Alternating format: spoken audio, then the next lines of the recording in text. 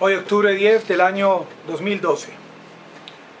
En el día de hoy, escuchando una entrevista que le hizo Caracol a Ingrid Betancourt sobre el tema de uno de los editoriales del Wall Street Journal de los Estados Unidos, ella se quejaba de cómo este periodista que escribió este artículo decía que todo parece indicar que los colombianos vivían mejor antes de hacer este pacto con la guerrilla de las FARC que como estamos ahora después de estos 4 años de haberse hecho este acuerdo en La Habana.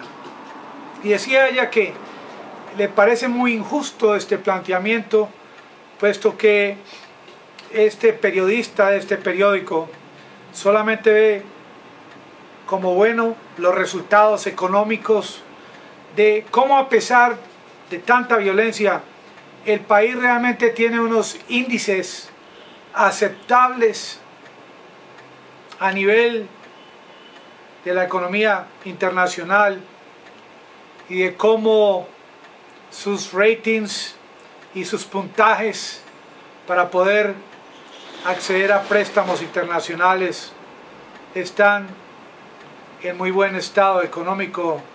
Son índices buenos que hacen que Colombia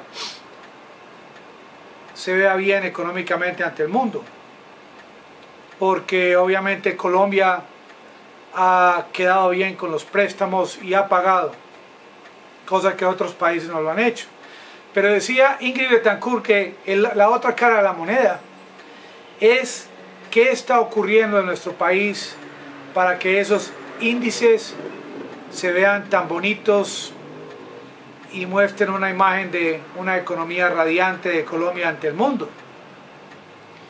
Pues realmente Ingrid tiene mucha razón, y este ángulo con el que ella analizó esta noticia pues es digno de ser debatido en cualquier lugar en nuestro país y a nivel internacional. El CEPAL, por ejemplo, esta Comisión Económica para América Latina y esta zona del Caribe, dice, por ejemplo, que Colombia en este puntaje Gini, que mide la desigualdad de todos los países en el mundo, ocupa uno de los puestos donde hay más desigualdad en todo el mundo. Si 0, por ejemplo, significa 0 desigualdad, Colombia está por allá por encima del punto 55, llegando al 1, porque se ha demostrado, y el mismo CEPAL lo ha dicho, que el 1% de la gente en Colombia recibe el 26% de todos los ingresos, y que este 1% de la población en mi país, en Colombia, es dueña del 40% de toda la riqueza. ¿Sabían ustedes que el salario mínimo de mi país, en Colombia, es de $230 al mes? Sí, nosotros escuchamos en esta campaña política en Estados Unidos que se habla de $15 la hora. Multipliquen por 8 horas al día y por 25 días al mes. Aquí en Colombia el salario mínimo no alcanza para nada. Y sobre todo ahora, después de este plebiscito del 2 de octubre, las cosas se están apretando todavía más. Ese dólar sigue subiendo y rondando esta franja de los 3.000 pesos, que obviamente está cada día encareciendo el precio, el costo de los productos que compran a diario los consumidores. ¿Y quiénes son esos consumidores? Los colombianos, en uno de los países donde hay más pobres y pobreza extrema de todo el mundo. En un país de 48 habitantes que tenemos en Colombia.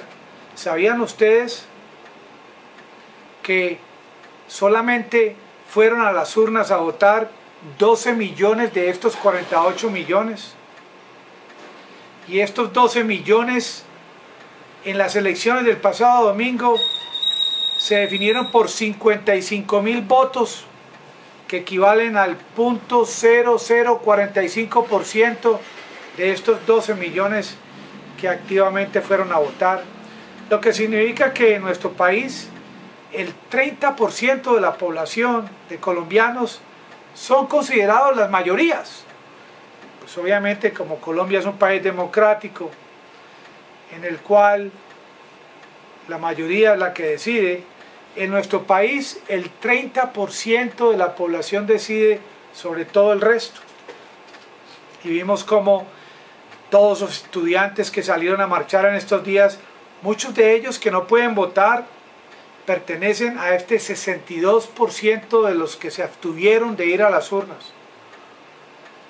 Así que, como dice este periodista del Wall Street Journal, que quienes votamos por el sí, estamos apoyando las ideas de una izquierda que propone que debemos rendirnos, que debemos tirar la toalla ante la situación que vive el país, ante la guerrilla de las FARC.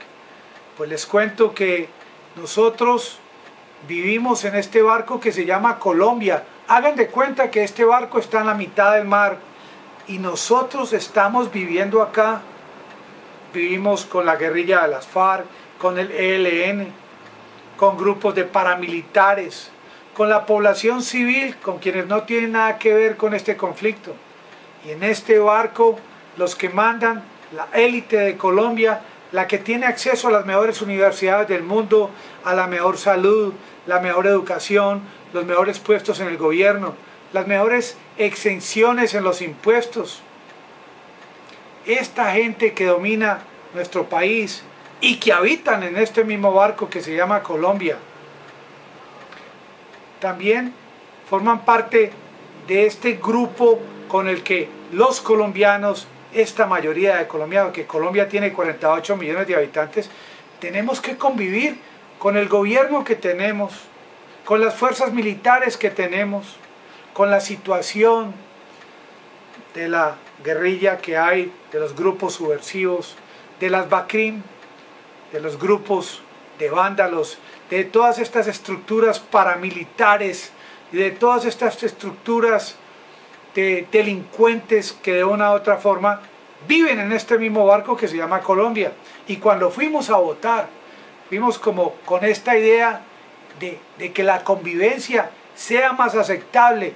En ningún momento quienes votamos por el sí somos amantes de las guerrillas, somos amantes de las BACRIM, somos amantes de delincuentes que han hecho y cometido delitos de lesa humanidad, pero como ellos viven en este mismo barco que se llama Colombia, tenemos que convivir entre todos para que nuestro país, esta desigualdad tan grande que está viviendo,